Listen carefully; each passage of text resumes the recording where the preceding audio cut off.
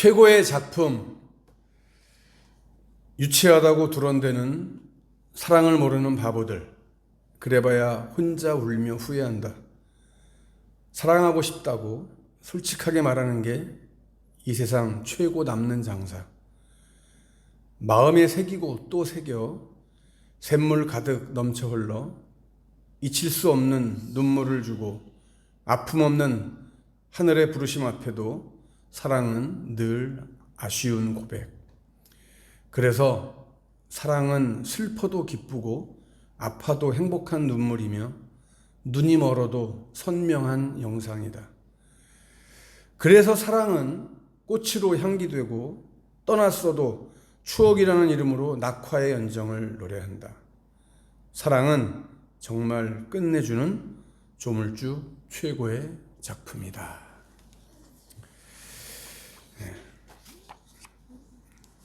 우리를 향하신 하나님의 사랑, 그 무엇보다도 끝내주는 사랑이죠. 끝내주는 작품이고, 그 하나님의 놀라운 멋진 작품으로 창조받은 우리들, 그 사랑을 이어 살아갈 수 있는 삶을 살게 해주신 게 얼마나 행복하고 감사한지 모릅니다.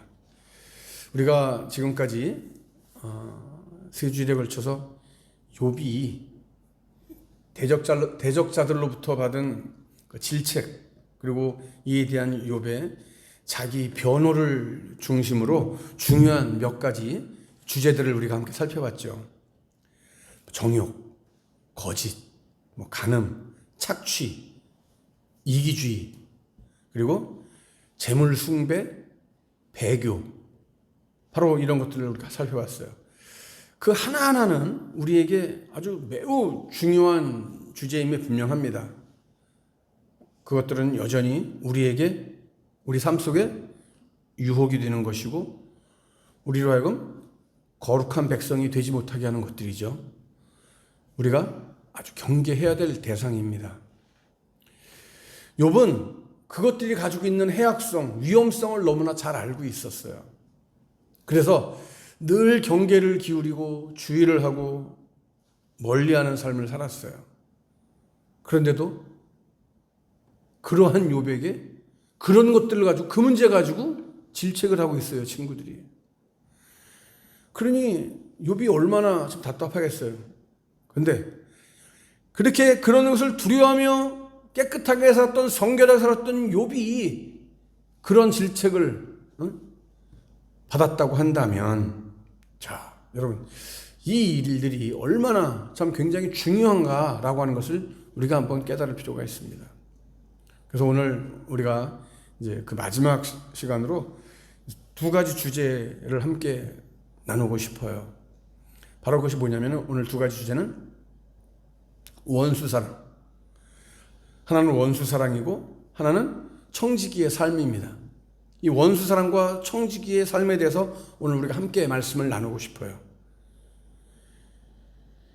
자, 먼저 원수사랑에 대해서 함께 살펴보면은, 욥은요, 원수를 악하게 대하지 않았다라고 얘기하고 있어요.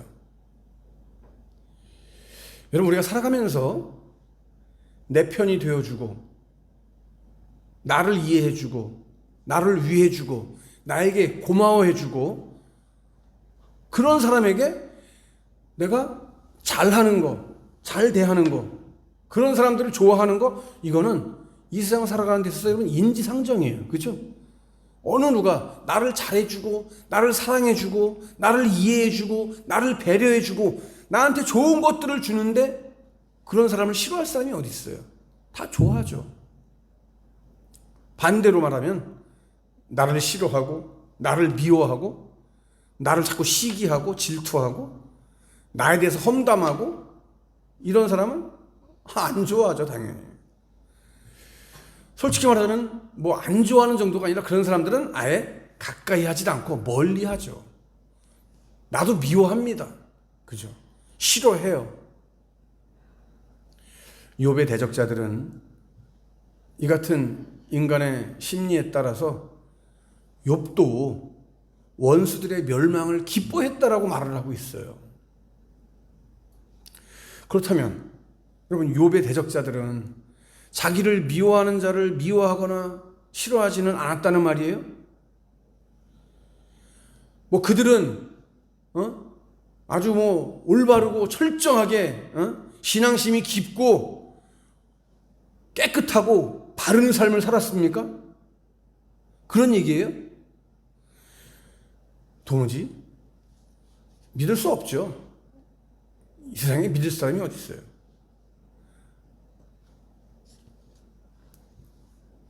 그런 사람이 무죄한 자, 순수한 자, 성결한 자, 하나님 앞에 흠없는 자 욥을 지금 조롱하고 있어요.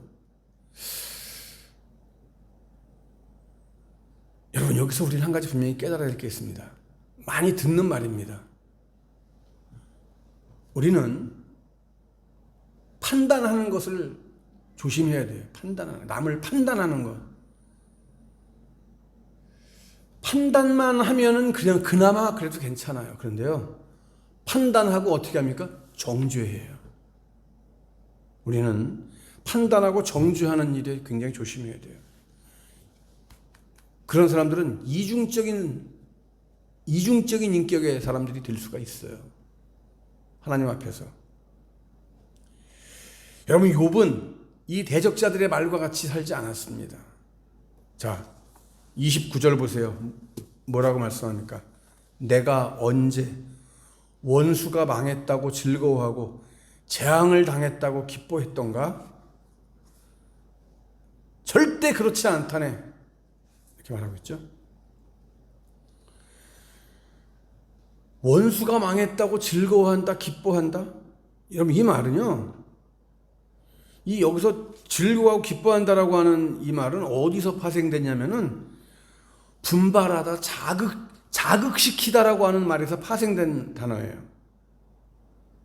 다시 말하면 자기 원수에게 재앙이 닥친 모습을 보면서 이 마음 깊은 곳에서 터져나오는 쾌감과 흥분을 표현하는 말이에요. 설사 여러분, 이것은 뭐와 같아요? 우리가 불난 거 보면서 통쾌해하는 사람, 그죠? 막 그 쾌감과 흥분을 감추지 못하는 로마 시대 네로 황제가 생각나죠. 근데 여러분, 이것은 뭐 네로뿐만 아니라요, 우리 인간의 본성 자체가 그렇대요. 우리 인간의 본성에서 나오는 어쩔 수 없는 이 부정적인 쾌감이래요. 우리 사람이 갖고 있는, 누구나가 다 갖고 있대요. 이런 부정적인 쾌감. 말이 조금 그렇죠? 부정적인 쾌감. 쾌감은 좋은 건데 거기에 부정적이라고 하는 말이 붙어요. 그게 안 좋은 거죠. 안 좋은 쾌감이라는 거죠. 이거는 좀 더 영적으로 말하면은 그거는 죄된 쾌감이라는 거죠. 이 부정적인 쾌감, 우리 인간이 갖고 있는 이 본능적인 부정적인 쾌감. 근데 욥은 그렇게 살지 않았다라고 지금 고백하고 있는 거예요. 욥은 그것조차도 지금 부인하고 있어요. 결코 원수가 망하거나 재앙을 당하거나 어려운 처지에 놓였을 때 내가 그것을 기뻐하고 즐거워하지 않았다, 나는. 그래서 30절에 뭐라 했어요? 절대 그렇지 않다네. 나는 내 입술을 함부로 움직여 원수를 저주한 적이 없다. 그죠? 야, 여러분, 이 고대 사회에, 그 고대 사회에 이런 마음과 생각을 품었다는 것이 그저 놀라울 뿐이에요. 여러분, 우리가 시편을 읽다 보면요, 원수에 대해서 이 미움을 그대로 표현하는 글들이 있어요. 물론 여러분, 이것을 우리가 무조건 나쁘다고 말할 수는 없어요. 왜? 하나님께 대해서 자신의 솔직한 심정을 그대로 표현하고 하나님께서 해결해 주실 것을 기대하는 그런 마음을 가지고 토로하고 있는 거예요. 그렇기 때문에 그것을 무조건 나쁘다, 잘못됐다라고 말하면 안 돼요. 하나님, 지금 내 심정이 이렇습니다. 이것을 나는 해결할 수 없습니다. 하나님이 해결해 주세요. 이런 심정을 가지고 토로하고 있는 거예요. 근데 욥은요 그런 마음조차도 갖지 않았대요. 대단한 신앙인이죠, 여러분. 우리가 일반 사람들은 성인 군자라고 하는 말을 하잖아요. 법 없이도 사는 사람, 그죠? 우리 사람은 이 감정이라고 하는 이 감정 안에 기쁨도 있고 온유함도 있고 슬픔도 있고 그리고 분노도 있어요. 그게 인간의 감정이에요. 그죠? 그런데 살아가면서 정말 화내지 않는 사람, 평생 화내지 않는 사람을 우리 가끔 보긴 해요. 근데 그 화내지 않는 사람도 보면 화를 내더라고요. 그게 사람이에요. 근데 어쨌든 욥은 하나님 앞에 그런 마음조차도 갖지 않았어요. 그냥 원수를 사랑하라고 말씀하신 예수님의 말씀에 가장 가까이 있는 사람이 욥이 아닌가 이런 생각이 들어요. 우리는요, 여러분 신약 성경뿐만 아니라 구약 말씀을 통해서도요 원수를 사랑하라고 하는 말씀을 많이 듣습니다. 출애굽기 23장 4절 5절 말씀을 여러분 보시면요 거기에 뭐라고 말씀하냐면 만일 내 원수의 길 잃은 소나 나귀를 만나거든 반드시 그 사람에게 돌려줘라. 내가 만일 미워하는 사람의 나귀가 짐을 싣고 가다가 딱 엎으러지면은 그냥 그거 못 본 채 하지 말고 버려두지 말고 그 사람 도와라.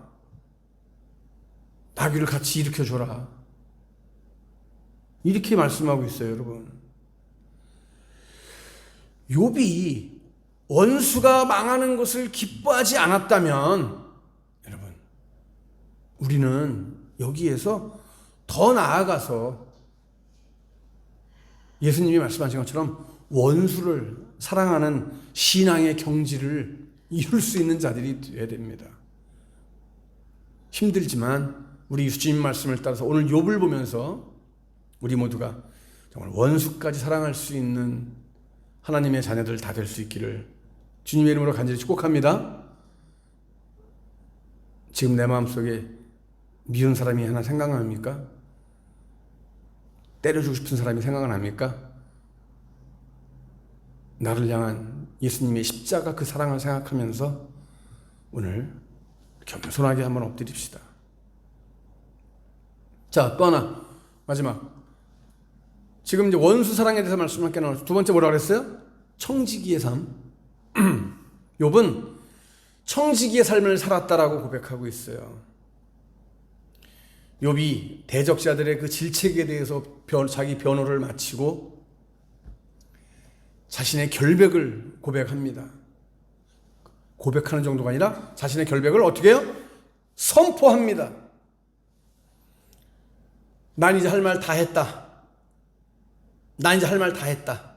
이제 심판자이신 하나님의 판결만 남았다. 하나님이 이제 판결하시면 된다. 난 할 말 다 했어. 이제 하나님이 하실 거야. 그런데 여러분 욥이 갑자기 38절부터 이전에 언급한 것과 같은 방식으로 말해요. 38절에 다시 내 토지가 학대를 당했다고 나를 고소했던가? 바디랑들이 울부짖은 적이 있던가? 갑자기 또 그래요. 나는 내가 농사짓는 땅조차도 밭조차도 논밭조차도 나는 혹사시키지 않았다. 야, 참 대단하죠. 아무리 내 것이라고 할지라도 나는 내 것이라고 해가지고 함부로 하지 않았다. 땅들도 쉬게 해주고 땅들도 난 함부로 하지 않았다.